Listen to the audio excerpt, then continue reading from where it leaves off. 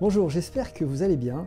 Aujourd'hui, j'ai envie de vous parler de comment convaincre et persuader sur Internet. Alors, c'est vraiment pas quelque chose de facile puisque on a très peu de retours quand on fait, par exemple, des campagnes d'emailing, même des campagnes Facebook. On a pas mal d'informations sur les connexions, etc. Mais comment on est réellement perçu? Comment les internautes vont nous faire confiance pour qu'après on puisse vendre? Alors, il y a des études qui existent, hein, c'est indéniable, des études, des statistiques, il y a plein de choses. Moi, j'ai plutôt envie de vous parler un petit peu des points, on va dire, essentiels qu'il faut arriver à maîtriser pour pouvoir convaincre et persuader sur Internet. Alors, j'aime bien parler de piliers, hein, parce que ce sont les fondements pour moi qui sont le plus important. Alors, le premier pilier, pour moi, c'est comment apprendre et connaître ses interlocuteurs. Alors ça, c'est quand même très important parce que c'est la base, c'est le démarrage, on va dire, d'une relation que vous pouvez avoir avec vos internautes, avec vos interlocuteurs. Alors, il faut d'abord, dans un premier temps, se rapprocher de son interlocuteur, se rapprocher de vos listes. Il faut arriver à correspondre le plus possible avec lui. Donc, 1. Se rapprocher. 2. Correspondre le plus possible avec la personne. Alors, comment on peut le faire? Comment on peut arriver à travers une liste, à travers des campagnes d'emailing?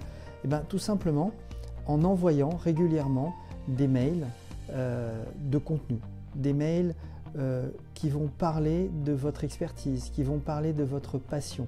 Et à ce moment-là, vous allez engager un lien, invisible, mais un lien avec vos interlocuteurs et ils vont commencer à s'identifier à vous. Vous allez essayer de parler le même langage.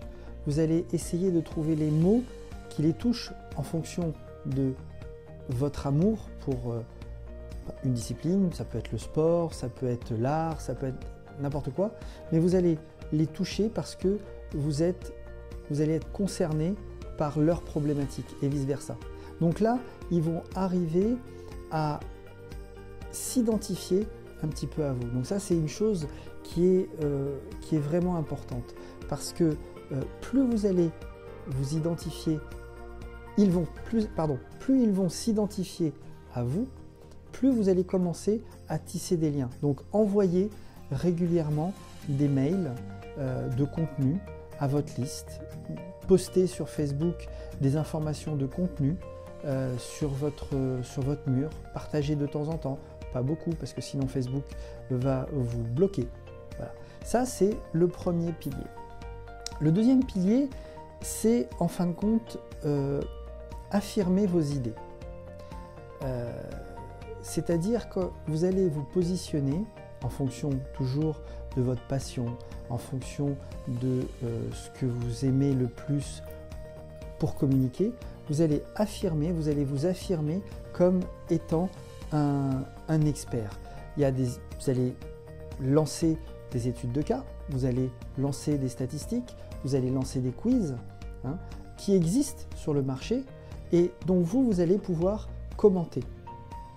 Donc vraiment, ce deuxième pilier, c'est affirmer vos idées.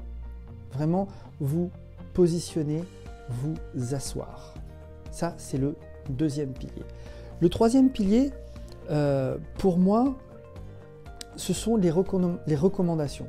Donc il faut être absolument crédible. C'est très très très important. Comment les gens parlent de vous. Alors si vous êtes par exemple spécialisé dans un domaine du sport, allez on va parler du sport par exemple, du coaching, coaching sportif, d'avoir des résultats, que vos coachés puissent témoigner de vos résultats, parlent de vous. C'est hyper important, avoir cette notoriété perçue. Plus on va parler de vous, plus vous aurez des recommandations et plus vous allez être perçu comme un expert. On le voit aux États-Unis, pour postuler dans un nouveau job, il vous faut des lettres de recommandation. C'est pareil quand vous voulez rentrer dans une université aux États-Unis. des lettres de recommandation pour pouvoir montrer votre crédibilité et vous asseoir sur votre expertise. Ça, c'est quelque chose de vraiment important. Le quatrième pilier est la positivité. Voilà, c'est important d'être positif dans ce que vous allez annoncer. Ne jamais être négatif, ne jamais ne jamais transposer ce sentiment de négativité si jamais il y en a un. Toujours être positif dans votre communication. C'est hyper important de pouvoir être attractif. Donc ce quatrième pilier, la positivité, être attractif, pouvoir dégager quelque chose, c'est très important. Et enfin, le cinquième pilier, ce qui va encore plus asseoir votre expertise, c'est la formation.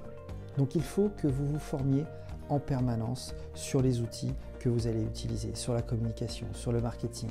C'est très important. Plus vous allez vous former, plus vous allez devenir expert dans votre domaine et utiliser tous les moyens de communication qui sont à votre disposition dans les nouvelles technologies. Donc, je reprends.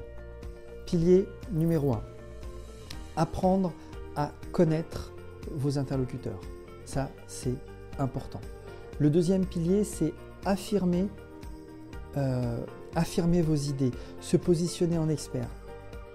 Troisième pilier, avoir des recommandations.